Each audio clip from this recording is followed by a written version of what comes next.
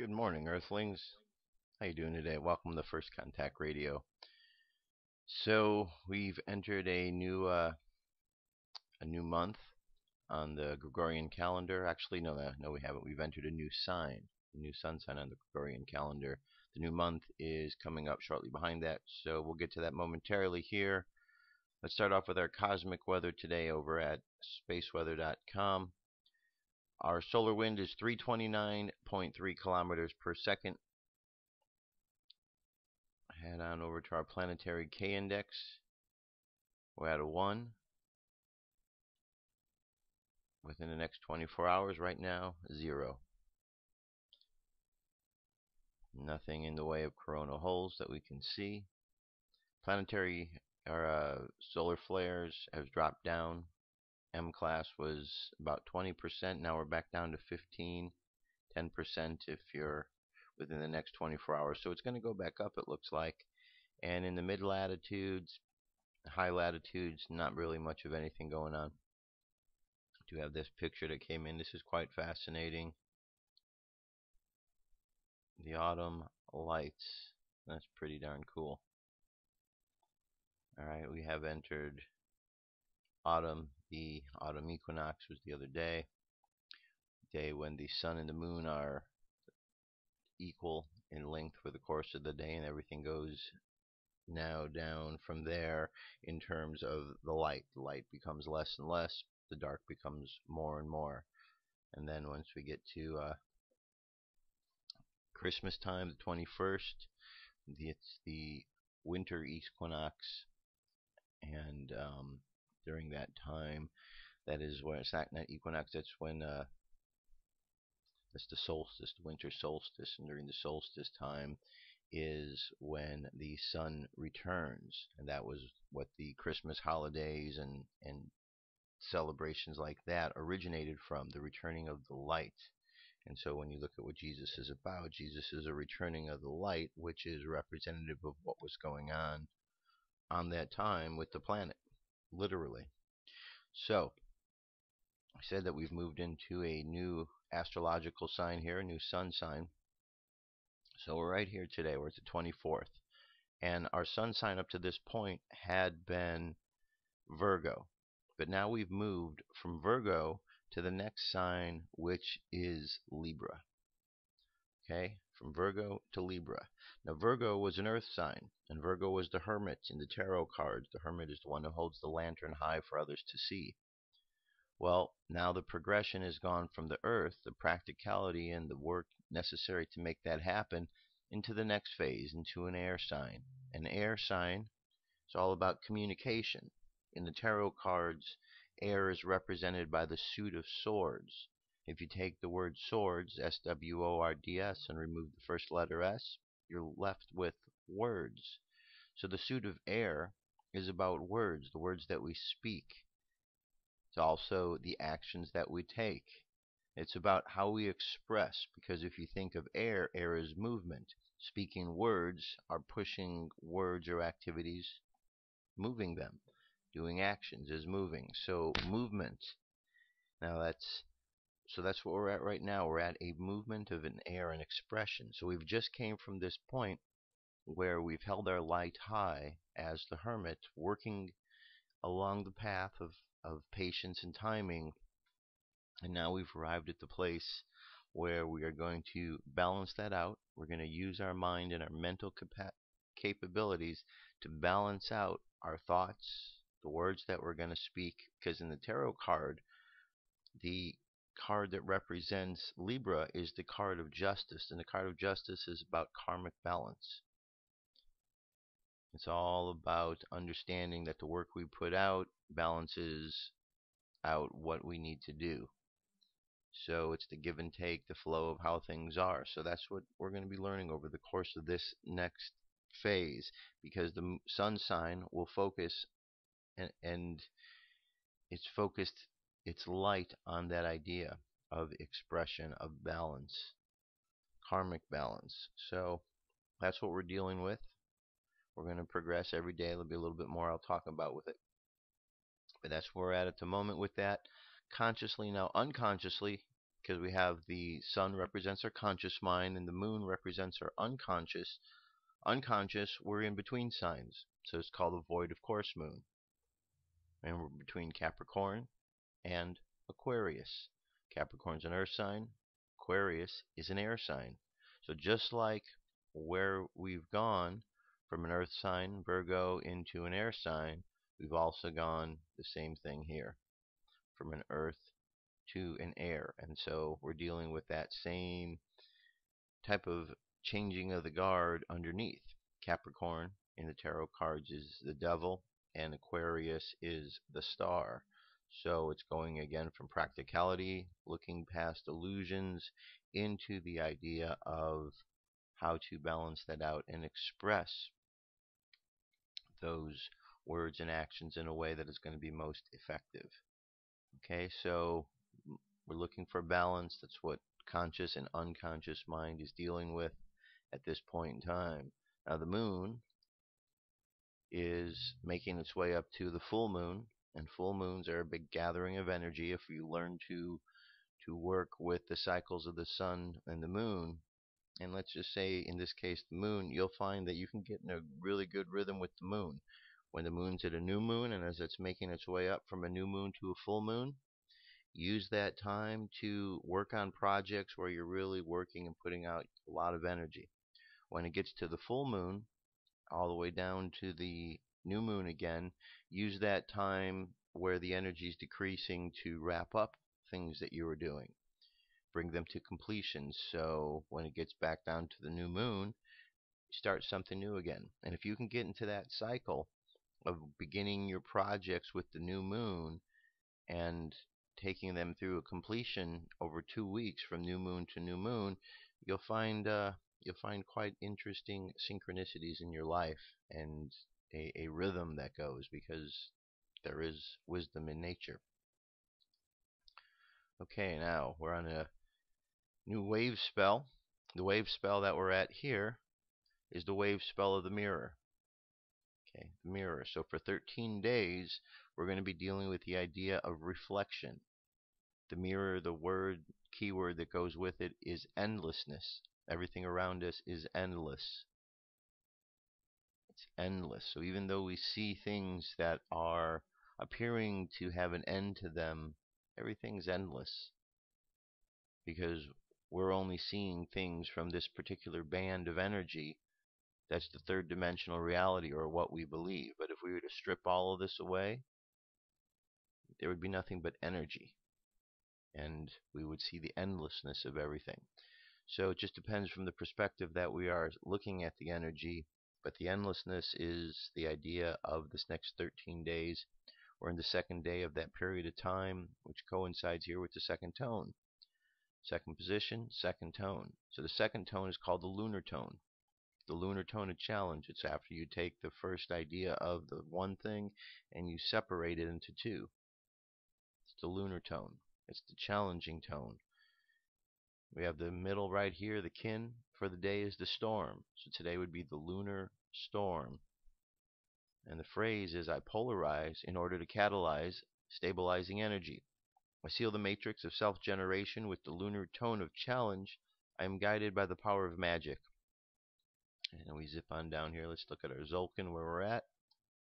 Alright, we're in that place right here where we get a little reprieve from those high energy galactic activation portal days. And in 2 days, not tomorrow, but the day after, Wednesday, when we hit this point right here, we've got a 20-day period of time where we're right in the central pillar on the Zolkin. And the central pillar is the place where everything revolves around it, because these 6 columns are reflected back by these 6, not by the middle one. The middle one stands on its own, so it's kind of like that place of safety in the middle as everything revolves around it, or that center point of the hurricane as everything's going around. So we're not there yet, just giving you a little preparation where we're going to be in the next 2 days. So maybe start turning your mental focus to there. This is always a good time when you're in the middle phase here. This is always a really good time for bringing forth things within you. So use your times of meditation to really visualize what it is you want, the balance you're trying to achieve in your life, and you'll be amazed. That's a really powerful time we're coming into. All right. On the Gregorian calendar, we still are in the month of September, just for 6 more days. Today's the 24th of the year 2012. Okay. 2012. So that is the subject, that's the topic for basically the rest of this year. We've heard a lot about 2012. We're in the middle of 2012, and the specific date we've heard about is December 21st. Well, officially, we are, not counting today, 88 days away from December 21st, 2012. 88 days. That's not too many days. It's going to be here before we know it. So I thought that from here on out, it'd be important to do a little check-in about what this is all about. So the first thing that comes to mind, first thing to contemplate, is December 21st, 2012. A lot of folks right off the bat, skepticism, denial. A lot of folks you're going to hear, oh, nothing's going to happen on that date. Day's going to come and go. It'll be December 22nd before you know it, and everything will be just as it was before. And that may be. That's a good possibility. It exists like all other possibilities. However, it is not the only possibility. So we can take the idea, because we know it's there now, the skeptical denial, and we know that's one idea. The other way to look at it is that December 21st, 2012 is a time period or a date that has been looked at for a long, long time. It's been looked at for a long time. Therefore, it has a lot of energy around it, because a lot of cultures have looked at that date. The time that we're in now, has been a lot of study about what is going on with 2012. So just by the very nature that so many people have looked at it, there's an expectation that something is going to happen on that time. So whether or not something does happen, that's another story. Whether or not something does happen doesn't negate the possibility or the fact that a lot of people are going to be thinking about that particular date.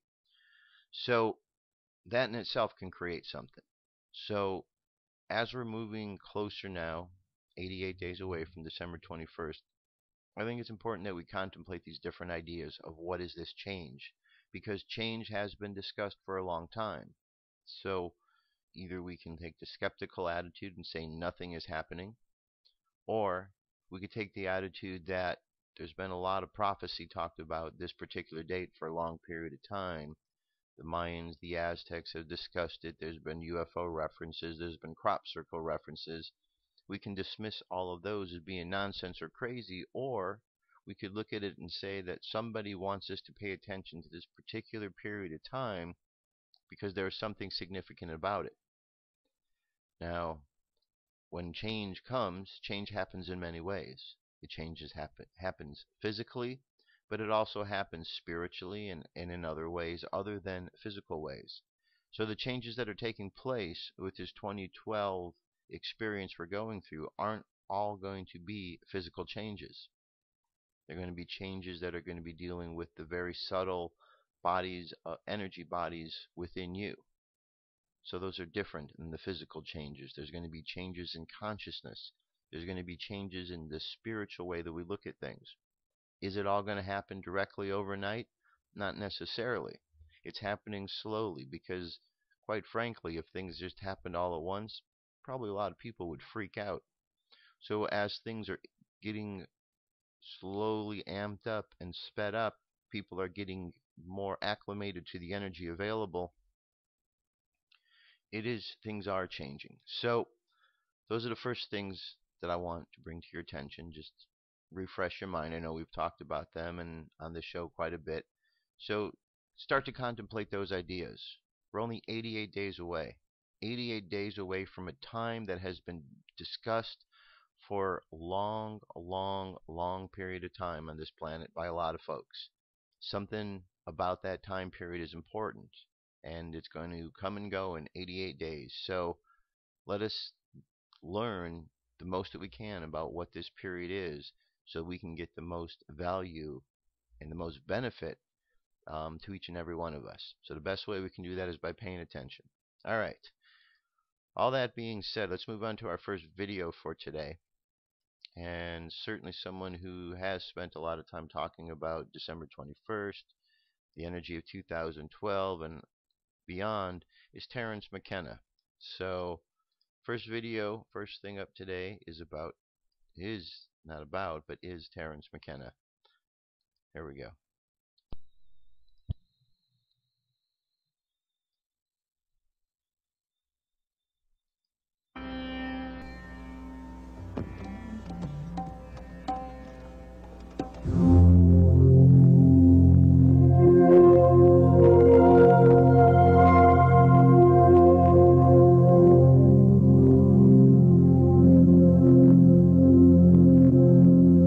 Can't even conceive of what this is. It's stranger than we can suppose.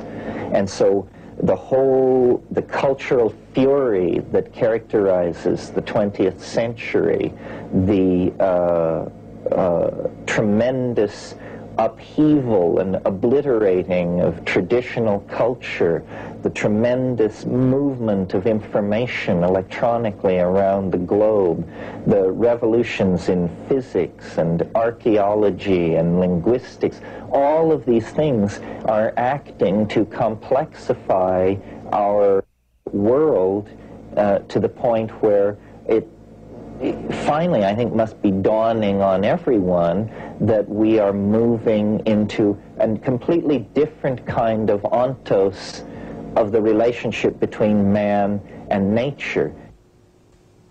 When one examines the I Ching, the King Wen sequence, what is immediately apparent after only a few minutes of inspection is that it is not simply 64 hexagrams in some random association, but rather that the hexagrams occur in pairs. The second term of each pair is the inversion of the previous hexagram. And there are 8 cases where the natural structure of the hexagram makes its inversion ineffective in changing any of the lines. In other words, there are 8 cases where inverting a hexagram affects no change. The pairs of hexagrams that are then placed into opposing positions vis-a-vis each other add to 64. So what I believe is happening here is we are uncovering the secrets of a pre-Han occult school of numerological speculation. Now, an obvious question would be, why should the study of a 4,000-year-old Chinese divinatory system yield an insight into the structure of felt experience in the here and now? The reason, I believe, is that this pre-Zhou Chinese psychology that was being practiced was, in fact, immensely sophisticated, even by modern standards, and that using techniques which would anticipate the later development of yoga in India, perhaps using psychotropic substances, these early Chinese Taoist shamans were penetrating to the very organizational foundation of matter itself. What this is essentially an energy structure drawn out of a mathematical analysis of the King Wen sequence. Here is the fractal pattern that is typical of the entire wave. It happens to show up at certain levels.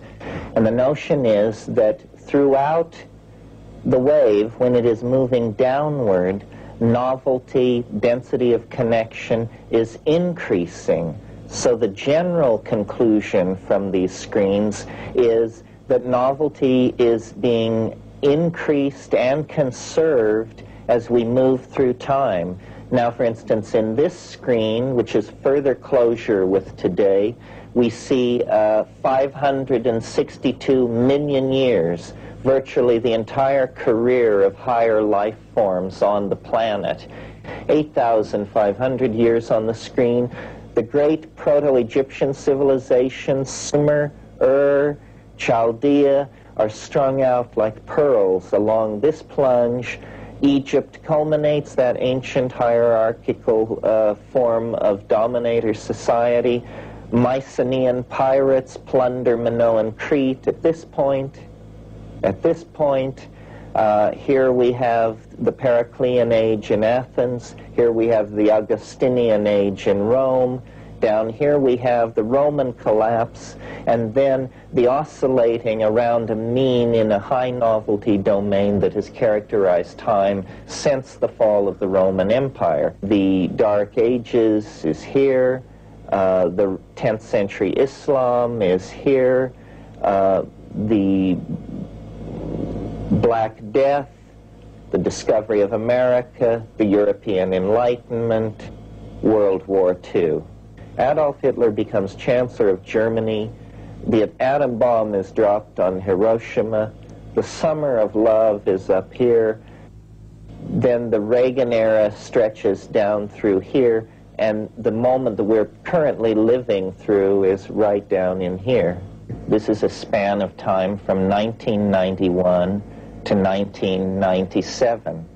So upon the basis of this screen, we can make a series of predictions of a sort about what will go on in the 1990s. And what it's showing us is that there is a punctated, slightly recidivist movement coming across here through 92, an American election late in 92. Then this span of time here, in contrast to the domains around it, looks like a fairly conservative period, which ends spectacularly in May of 96 or so, when something happens which propels the entire wave into a deeper level of novelty than it has ever displayed before.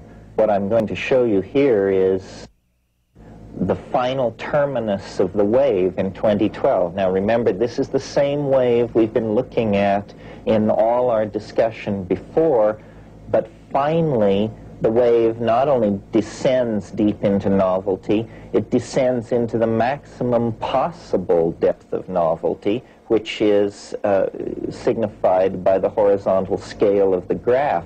In other words, and then it ceases.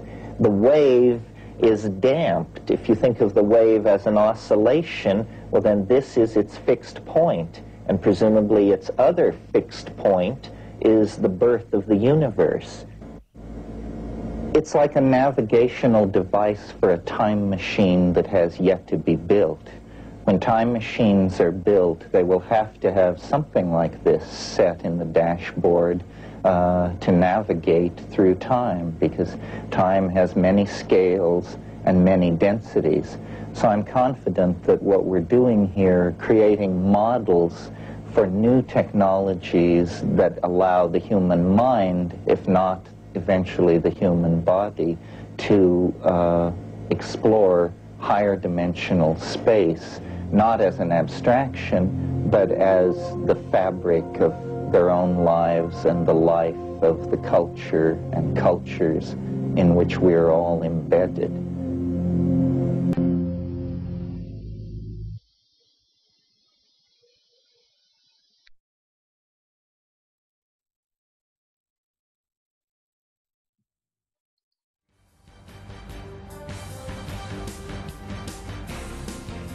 This is the UFO News with Joshua Poet. All right, Dirk. Thank you very much. UFO News today have 5 stories. Story number 1. This was a sighting from earlier this month. Took place in North Carolina near the beach and Outer Banks. The unidentified flying object was sighted Tuesday and Wednesday over Ottawa, which is near Beaufort in Carteret County. Witness describes the object as 6 orange glowing lights that rotate into V-shaped and slowly disappear. There were 6 lights above everything else. Willis says his friends first spotted the object Tuesday. Okay, let's take a look and see what we've got. Videos.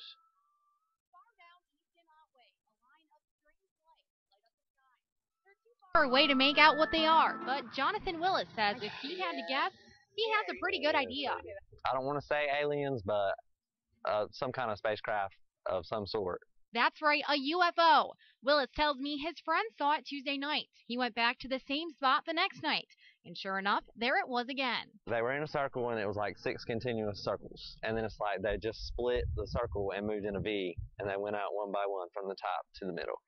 The alleged UFO only comes out at night. Now, those who have seen it tell me that it will sit right over top of the water, way high up in the sky, almost to look as it's just below the clouds. But if you want to see it, you'll have to be quick because I'm told it only sticks around for a few minutes. So what could this mystery object be? I called Cherry Point to find out if they had any training missions in the area. Base officials tell me they do have night training that includes illuminating exercises using slow-moving flares. It's done on ranges, but I'm told it could still be seen from an area like Otway.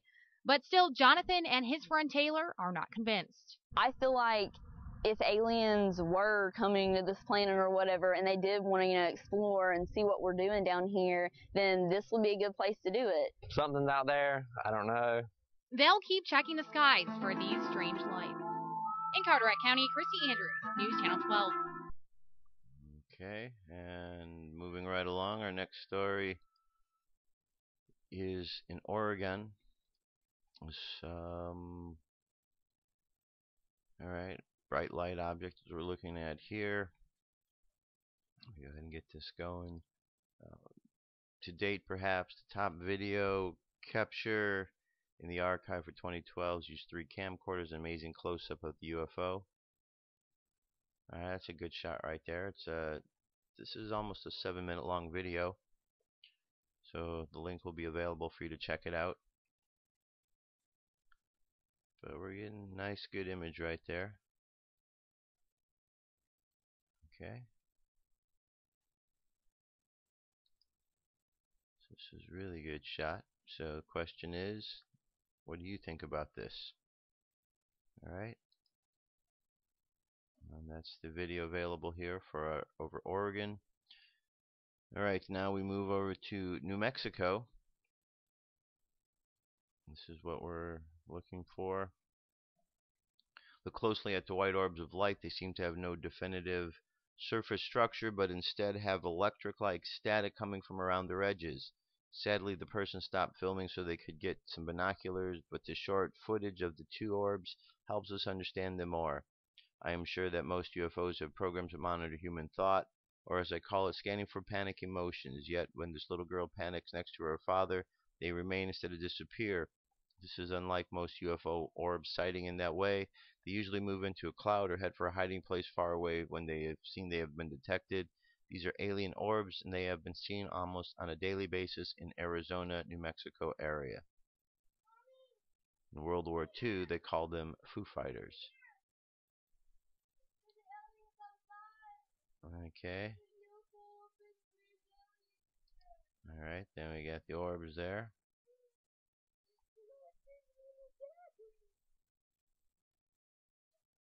Okay.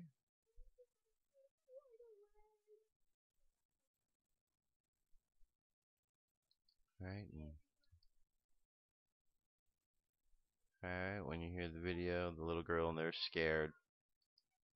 Not sure what they are, but don't be afraid. Okay, UFOs flying into entrance on the moon. This video is a confirmation video. Alright, remember we saw this one.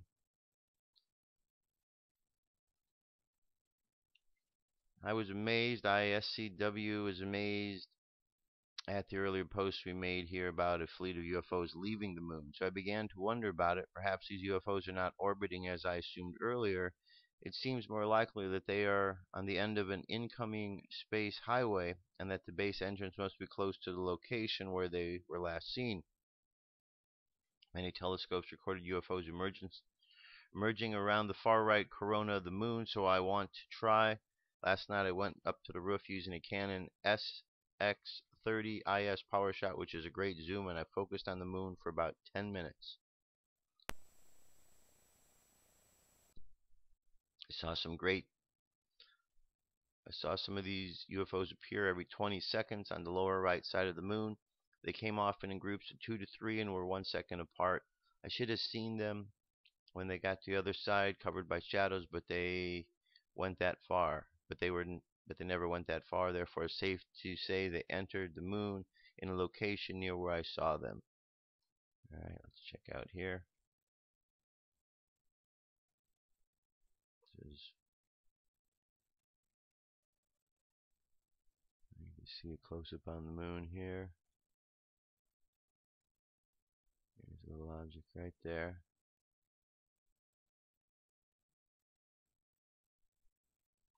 Okay, I'm just gonna move forward a bit here.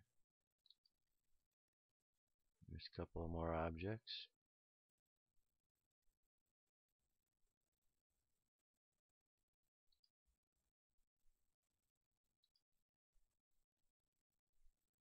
Okay, so there you go. That's what's going up at the moon. This is Scott Waring blog spot. So it's got good stuff indeed. All right, and our very last sighting here. This is a long-tail UFO seen over Alberta, Canada on the 23rd. There we go. It's very rare to see these UFOs during the daytime. Few videos of this style of craft exist, except of night video shots over the last few years. Below is the actual video of the event, and I want you to compare it to a sighting that happened in Hong Kong last year that flew in a formation that created the mathematical symbol for infinity. All right, so let's look at this here. It says he was parked in front of the house when he saw the strange object in the sky. Watched it for 30 minutes after it disappeared, but no reappearance.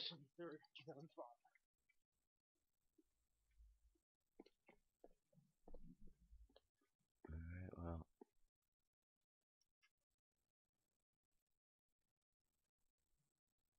There we go. Right there over the middle.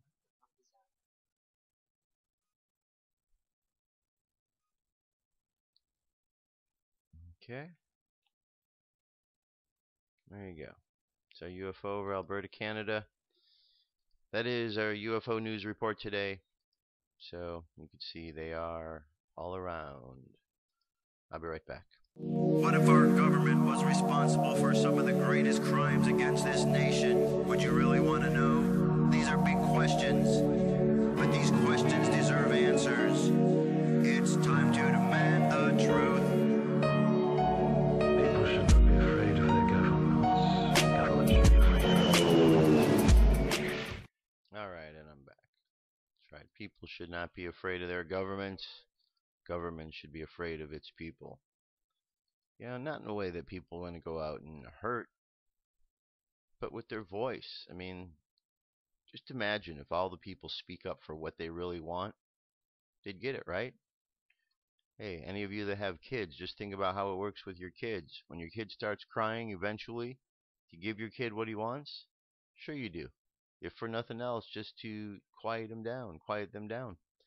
So, just imagine if people started really speaking up, the government would have to respond. They couldn't ignore. All right, here is story number 1.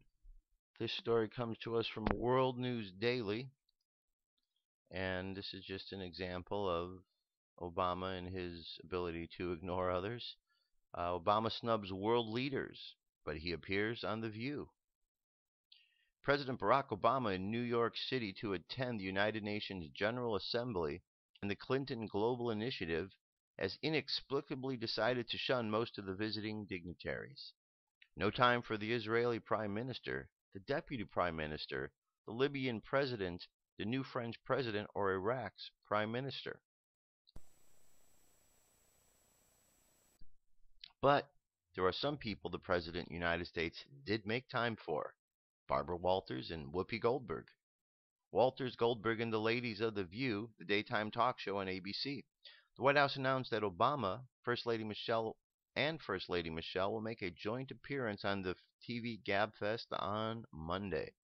Today, on Fox News Sunday, host Chris Wallace asked Obama's senior campaign advisor Robert Gibbs, "Don't you have a problem with the fact that he's not meeting with any world leaders, but he's going to appear on The View?" Gibbs responded, "I have no problem with that because, Chris, you're the President of the United States every minute of the day." All right, we're not going to listen to what Gibbs says because Gibbs is just he's just a babbling monkey. He's a puppet. They do whatever they're going to do, and he gets up there, and his job is to spin it to make it sound good. No matter how bad it is, he's going to spin it. So we don't really care what Gibbs has to say because basically he has no opinion of his own, and he's not an honest person apparently. I mean, why would you take a job like that, knowing that you're going to have to go in and lie? It's just another one of the craziness. All right. So anyway, there you go. That's what our glorious leader Obama's like. And here we go. This is what the news, how they report things about Obama. This comes to us from Breitbart. AP reports imaginary crowd is the largest yet of the Obama campaign. Did you get? Just like it was when I was at the Democratic convention, there's lots of open seats. The mainstream media is faking every number it can to get away with to save President Barack Obama. Not content with weighing poll samples with observed Democrat margins or spinning high unemployment rates, the media is now faking crowd numbers for Obama's events. The Associated Press is the latest offender, calling a Milwaukee, Wisconsin crowd that did not exist the largest yet of Obama's re-election campaign. Tom Bloomer of Newsbusters caught the AP in a lie, building on an article at Breitbart News that showed both Political and Wall Street Journal have reported turnout for Obama in the event at 18,000 at an arena that only held 5,000. And people trust these, don't they? Wall Street Journal and Political, these are periodicals. This is places, news sources where people go and trust them, and yet they didn't know that the arena only holds 5,000 people, and they reported that there were 18,000 there. Well, that's 3 times more than 3 times. I wonder if the fire marshal, how he felt about that. Though the arena was nearly full and local media reported that many more were outside the arena, there's no evidence to show that the 13,000 people needed to make up the difference actually showed up. No images of that crowd yet have been produced. So we understand the lies. Look, that's just what they want to do. They're going to lie. It was like out in, being out there in North Carolina. They made a big deal about the rainstorm. We got in the van. We went over to where the convention was, but there was no rain. There was no rain all day long. And I kept looking to the sky, and I kept doing reports about where the rain was. There was no rain all day long. And that was the reason why they had to move the event from outside to inside, because of the big rainstorm. They had to turn away all of those people. 60,000 people got turned away. You know why? Didn't have anything to do with the rain. It had everything to do with the fact that they couldn't get people out there to attend the event, just like they can't get them out here, because people aren't supporting the man in office because they're understanding a bit more about his background. And Americans, even though they're a bit slow on the uptake, Americans are smart enough to know when they're being deceived if it's been shown to them enough times over and over and over again. Finally, they get it. So people are getting it. They're understanding that the transparency Obama put out there is not real. They're seeing through it. The media, well, they are showing themselves out to be the corporate puppets that they are. All right, moving on, because I'm not going to get through all this otherwise. This one here I'm going to play this is Judge Napolitano. This is a 20-minute piece. I'm only going to play just a few moments of it here. I want you to hear some of his wisdom and be able to check it out. We are getting word that Google has blocked access in some parts of the world now to this controversial video. And we are hearing that it nonetheless rejected a request by the White House to reconsider its decision to keep it online at all on YouTube. Joining me now is Judge Andrew Napolitano. He's a Fox News senior judicial analyst. So you've got this video. There's no question it led to some of these protests. Not all of them necessarily, but some of them. And the White House calls up Google, which owns YouTube, and says, we strongly encourage you to review your decision to keep it online. Right. They say, we reviewed it and we're keeping it. Does that raise First Amendment questions? It does raise First Amendment questions. Just as a baseline, the First Amendment governs the government. It doesn't govern Google. So Google is free to permit what it wants on YouTube or to take down what it wants on YouTube. But the First Amendment question that is raised, Megan, is whenever the government puts a little pressure on somebody, tries to get them to do something it wants, and the person is free to resist the government. With respect to speech, the courts call that chilling, meaning that Google would think twice in the future about doing something like this because, oh, we don't want to have to deal with the government. And other people would think that way. And the government is not permitted to chill speech. It is not permitted to deter people from the free exercise of their speech because the government doesn't like the speech or doesn't like the reaction to the speech. They already said that they're censoring the video. Google is in India and Indonesia. They've also blocked it in Egypt and Libya because of laws there that make this kind of speech illegal. So those are their laws. But the laws in this country allow this kind of speech, do they not? Absolutely. This speech is absolutely protected in this country. So why would the White House, I mean, does it make sense, though, that the White House would lean on them, notwithstanding the First Amendment, because we've seen such an uproar? Well, for the White House, taking this down would be a quick and down and dirty solution to it. The reason I say down and dirty is because the solution for bad speech, hate speech, junk speech, garbage speech, whatever you want to call this, is not censorship, it's more speech. But censorship is a lot easier for the White House. My own view is I'm very happy that Google didn't take it down. Not because I want to see the kind of riots that we're seeing, but because mature, intelligent people should be able to view this thing and decide for themselves whether it is truly the cause of these riots or whether it is a pretext for the cause of these riots. I've watched it. It is one of the most inarticulate, inaccurate, poorly produced pieces of junk you've ever seen. And you could interpret it however you want. It's hard to believe that this 13.5-minute clip has inspired tens, maybe hundreds of thousands of people around the world to rally as they have, to demonstrate as they have, to burn and to kill. But the administration wants us to believe it's not the administration's policies that have generated this behavior. It's this one idiotic piece of so-called film which has been out there for 2 months. There you go. See?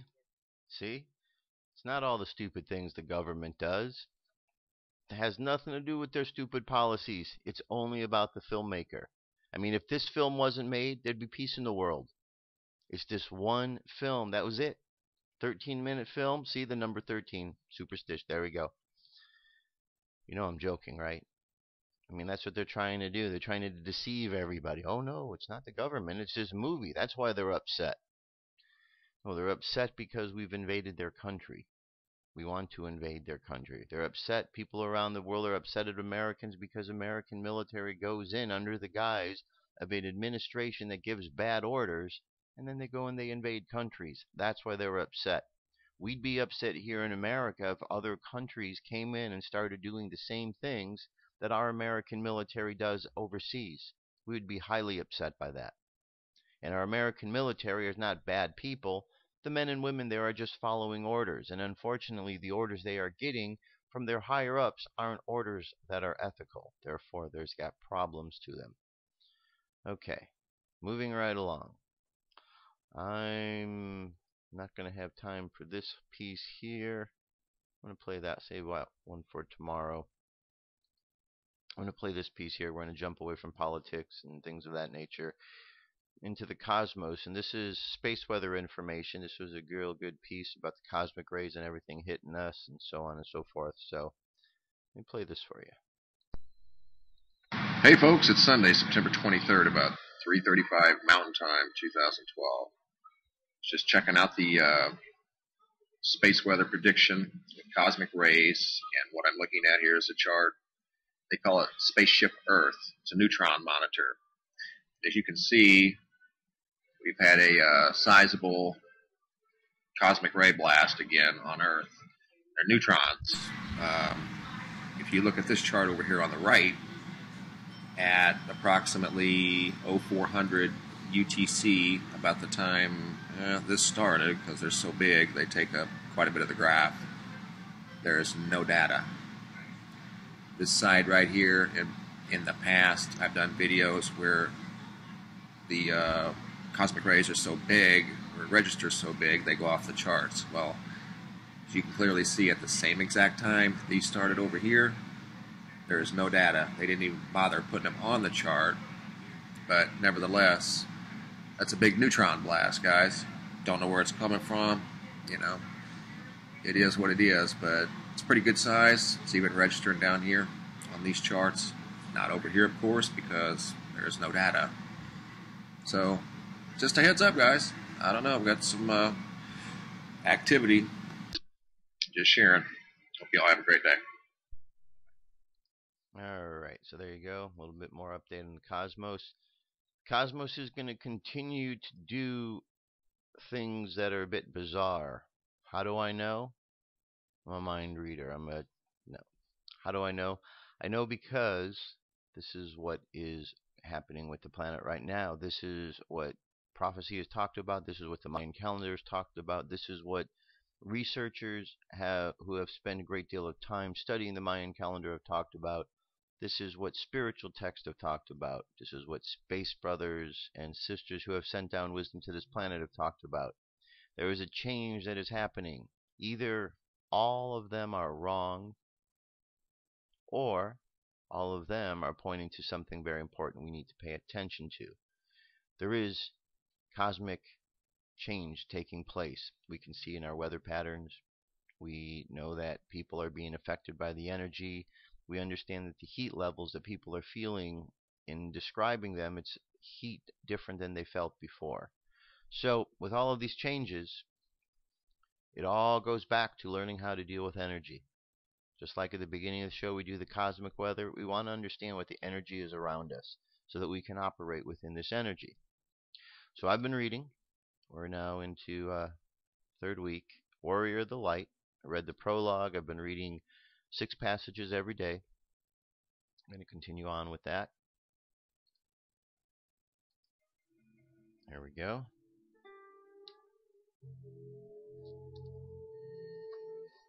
Close your eyes and relax.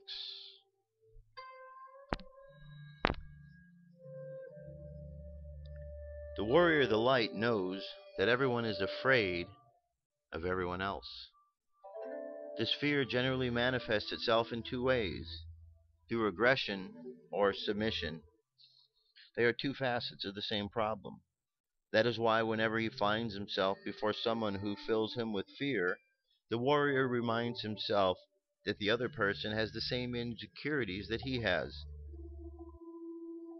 that he has surmounted similar obstacles and experienced the same problems. But he knows how to deal with the situation better. Why? Because he uses fear as an engine, not as a brake. The warrior learns from his opponent and acts in a similar manner.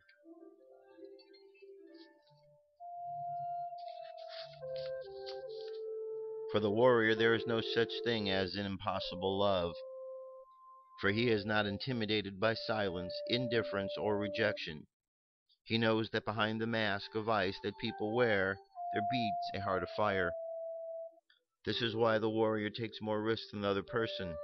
He is constantly seeking the love of someone, even if that means often having to hear the word no, returning home defeated and feeling rejected in body and soul.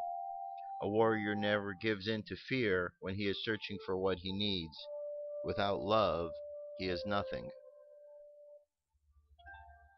The warrior of light recognizes the silence that precedes an important battle.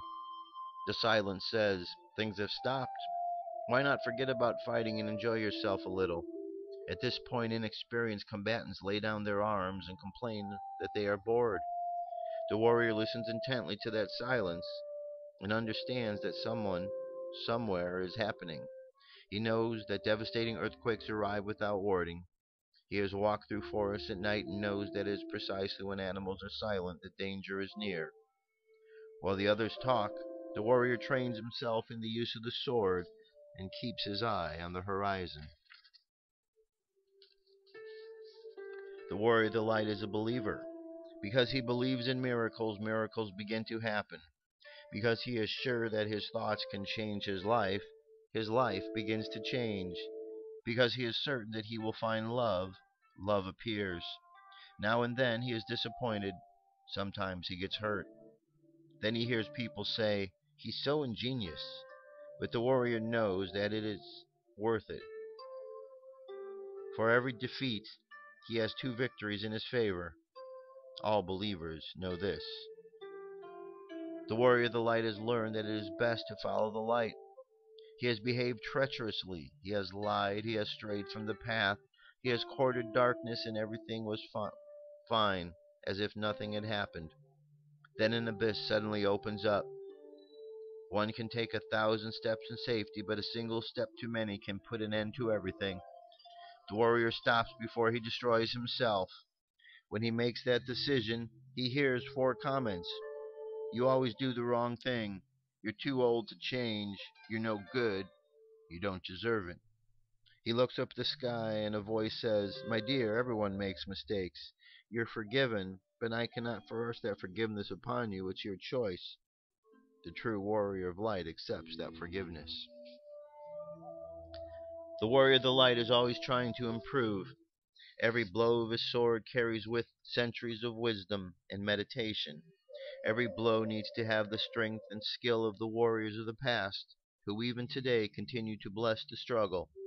Each movement during combat honors the movements of the previous generations as they try to admit through their tradition.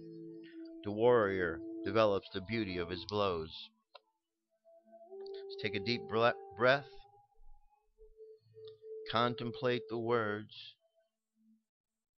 Contemplate the qualities of the warrior. Understand that all of these qualities exist within you.